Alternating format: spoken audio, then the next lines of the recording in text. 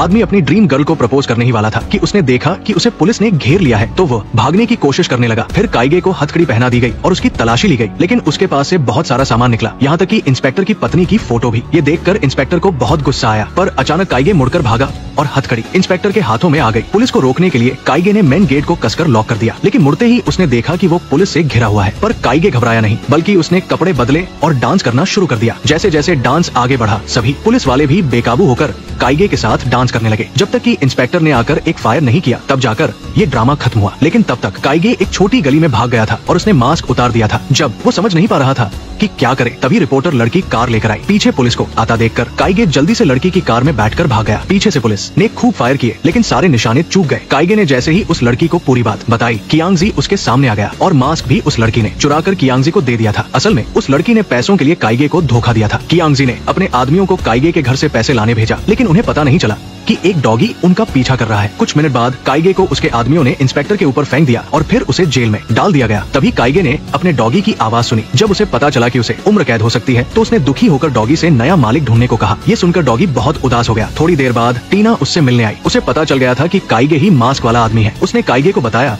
कि रात में एक चैरिटी पार्टी होगी, जिसमें शहर के सभी बड़े लोग आएंगे और कियांगजी कुछ बड़ा करने की सोच रहा है। दोनों बातें करते करते काफी रोमांटिक हो गए और एक दूसरे से अपने प्यार का इजहार करने लगे। जैसे ही वे करीब आने वाले थे, मिलने का टाइम खत्म हो गया, इसलिए टीना को उदास मन से अलविदा कहना पड़ा। लेकिन पुलिस स्टेशन से बाहर निकलते ही उसे कियांगजी के आदमियों ने घेर लिया। काइगे ने देखा कि टीना का पीछा किया जा रहा है, तो उसने गार्ड को जगाकर मदद मांगी, पर उसने कोई ध्यान नहीं दिया और वापस सो गया। काइगे ने बाहर देखा कि क्या डॉगी अभी भी वहीं है, और हाँ, डॉगी की वफादारी का कोई जवाब नहीं था। उसने डॉगी को खिड़की से जेल के अंदर आने को कहा और चुपके से गार्ड की चाबियां ले आने को कहा। उसने रास्ते में मिले इंस्पेक्टर को भी पकड़ लिया और पार्टी वाली जगह पर पहुंच गया। उसने जानबूझकर इंस्पेक्टर को सपोर्ट बुलाने के लिए कहा और खुद टीना को बचाने अंदर चला गया। वो चुपके से हॉल में घुसा, लेकिन उसने देखा कि कियांगजी ने पहले ही जगह पर कब्जा कर लिया है। टीना को एक खंभे से बांधा गया था और उसके पैरों के पास एक डिवाइस रखा था। तो काइगे ने बाहर निकलकर उसे बचाने का प्लान बनाया, पर उसे एक आदमी ने देख लिया और कियांगजी के सामने ले गया। जब कियांगजी काइगे को खत्म करने वाला था, टीना ने उससे आखिरी किस की मांग की, और वह भी बिना मास्क के। कियांगजी तो प्यार में अंधा था, उसने बिना सोचे समझे मास्क उतार दिया और आखिरी किस को एंजॉय करने वाला था कि तभी टीना ने मास्क को एक लात मारकर दूर फेंक दिया। कियांगजी ने तुरंत अपने आदमियों को मास्क पकड़ने का ऑर्डर दिया, लेकिन डॉगी ने उनसे पहले उसे पकड़ लिया। फिर डॉगी ने मास्क पहन लिया और एक सुपर डॉग बन गया, जिसने उन आदमियों को गोल गोल घुमा दिया। वही काइगे के अंदर प्यार की ताकत आ गई और उसने एक ही पंच में कियांगजी को ढेर कर दिया। जैसे ही काइगे ने डॉगी के चेहरे से मास्क उतारा, उस पर अटैक हुआ और मास्क उड़कर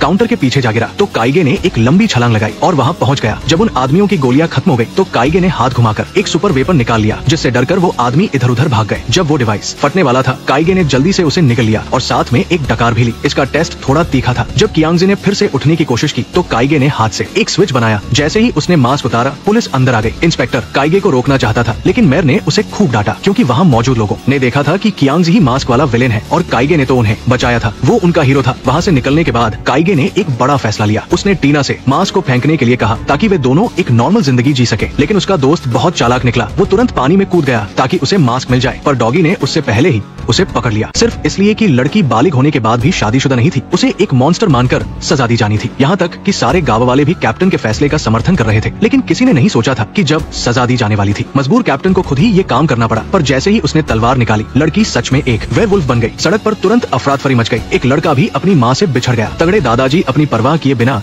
उसे बचाने भागे, लेकिन लगभग वेयरवुल्फ के हाथों खत्म ही हो गए थे। शुक्र है कि कैप्टन ने वेयरवुल्फ का शिकार कर लिया, जिससे दादाजी भी वेयरवुल्फ से वो चीज लेने में कामयाब रहे, हाथ से पीस लेने में। पर तभी छोटी बेटी ने अपने ईयरफोन्स उतार दिए और पूरा परिवार फौरन छोटी बेटी का पीछा करने के लिए बंट गया। दादाजी अभी भी काफी फुर्तीले थे। उन्होंने एक ही झटके में अपनी पोती को एक सैक में डालकर ले गए। उधर इस सबसे अनजान कियांग को रास्ते में मिले 2 और वेयरवुल्फ। शुक्र है अपनी बेटी की इनविजिबल होने की एबिलिटी का इस्तेमाल करके वे उन्हें भटकाने में कामयाब रहे। घर लौटने के बाद कियांग ने उस पीस को बोर्ड में रख दिया। अब बस उन्हें और खोजने हैं 2 पीस और वे रियल वर्ल्ड में वापस लौट सकते हैं। और बड़ी बेटी की रिसर्च के मुताबिक भले ही वे वेयरवुल्फ बन गए हों, वे फिर भी इंसान के रूप में अपनी शक्ल बरकरार रखते हैं। और कियांग को भी कल वाले उन 2 वेयरवुल्फ के नैनिश याद थे। तो इसके बाद पूरा परिवार अलग अलग होकर शहर में दिन के वक्त इंसान बने वेयरवुल्फ को खोजने लगा। लेकिन आखिर ये मध्य युग था, सिर्फ इसलिए कि डेमी लिख सकती थी और उसने एक इंग्लिश शब्द बोला। प्रीस्ट ने उसे एक विच कहकर जेल में डाल दिया। कियांग ने बहुत मिन्नतें की, तब जाकर उसे मिलने की इजाजत मिली। बच्चों को बचाने के लिए डेमी ने कियांग से कहा कि वो उसकी फिक्र न करे और जल्दी से वेयरवुल्फ पीस को ढूंढे और बच्चों और दादाजी को लेकर चला जाए। लेकिन कियांग अपनी वाइफ को कैसे छोड़ सकता था। जब वो घर लौटा तो दादाजी भी एक पीस ले आए थे। अब बस एक और चाहिए और वे अपनी दुनिया में वापस जा सकते हैं। तो कियांग ने मदद के लिए अपने फ्रेंड को ढूंढा। अगले दिन जब उसकी वाइफ को सजा दी जाने वाली थी, कियांग अचानक वहाँ आ गया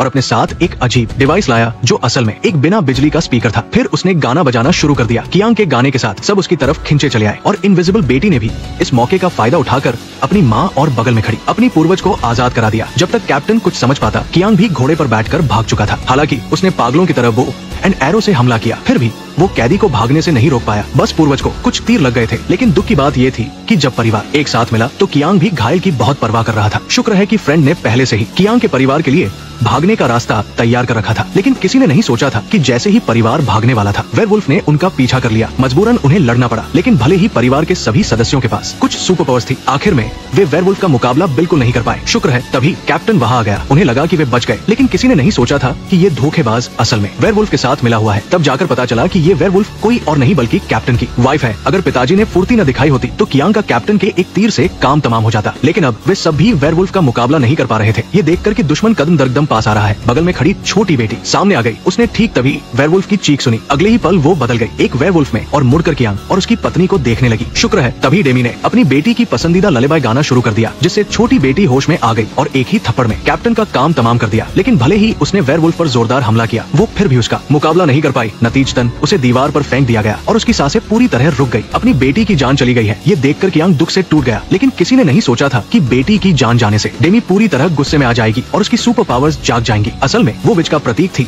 और उसके पास थी बेमिसाल मैजिक पावर। आखिर में छोटी बेटी फिर से जिंदा हो गई और बाकी सब भी ठीक हो गए। नॉर्मल सारे पीस भी जमा हो गए। अब वे आखिरकार अपनी दुनिया में वापस जा सकते थे। बस उनका नया फ्रेंड उन्हें जाने नहीं देना चाहता था और कियांग को भी अलग होते समय उसका असली नाम पता चला, जो था डा विंसी। तो उसने अपने पूर्वज को बताया कि ये आदमी भविष्य में कुछ भी पेंट करे उसे जरूर खरीद लेना। कई सालों बाद जब वे लौट आए रियल वर्ल्ड में, कियांग एक पेंटिंग के सामने खड़ा था और किसी के भी समझाने पर भी अपनी जगह से नहीं हिल रहा था। जब तक एक टूरिस्ट फोटो लेने नहीं आया तब पता चला कि वो पेंटिंग असल में मोनालिसा की थी। बस ये चेहरा